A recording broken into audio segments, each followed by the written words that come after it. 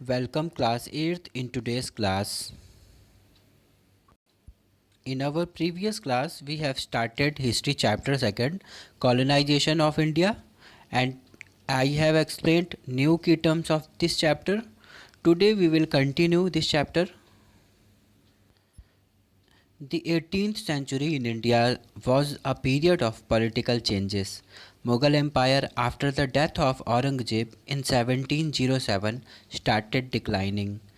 बहुत से पावरफुल सूबेदार्स यानी गवर्नर्स और ज़मींदार्स ने अपने आप को इंडिपेंडेंट डिक्लेयर कर दिया औरंगज़ेब के डेथ के बाद, जिससे मुग़ल एम्पायर का डिफरेंट पॉलिटिकल डिवीज़न हो गया and it started declining.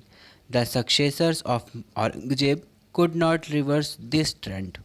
18th century के सेकेंड हाफ में एक न्यू पॉलिटिकल पावर इमर्ज हुई इंडिया में and that was British. The Britishers originally came as a small trading company and showed no intention of acquiring territories in India. Advent of European companies. 16th century के end में different European companies ने more profit earn करने के लिए overseas trade relations बनाने शुरू किए.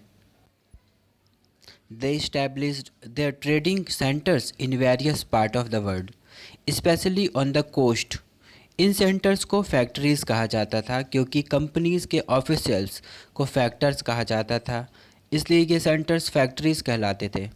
These companies were given monopoly of trade with the east, जिसका मतलब था कि कोई भी दूसरा मर्चेंट ईस्टर्न ट्रेड नहीं कर सकता उनके अलावा, जिसके बदले में वे रूलर्स को अपने प्रॉफिट का कुछ परसेंट शेयर करते थे. Next topic is English East India company.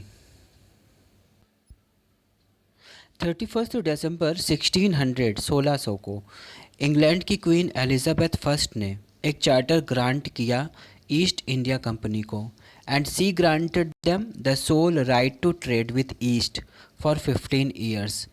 This eliminated competition from other trading groups in England. East India Company was a private company run by a board of directors. With this charter, the company could enter across the ocean looking for new lands, from where to buy goods at a cheaper price and carry them back to Europe to sell at a higher price. The East India Company got exclusive right to trade. सबसे पहले trading depot या factories 17th सेंचुरी में सूरत में बनाया गया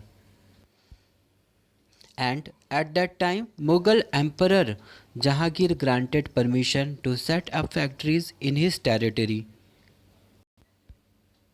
east India Company ने दो प्लेसेस में फैक्ट्रीज बनाए. First in Surat in western Ghats और सेकंड हुगली जो ईस्टर्न कोस्ट में है.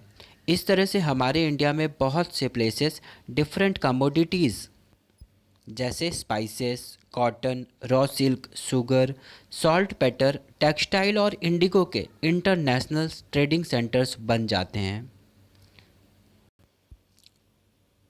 और ट्रेडिंग स्टार्ट हो जाता है. तो यह है story English East India company के इंडिया में आने और ट्रेडिंग स्टार्ट करने का. I hope you all have understood. In our next class, we will know how Dutch and French started exploring the possibilities of trade with India. Till then, take care and have a nice day.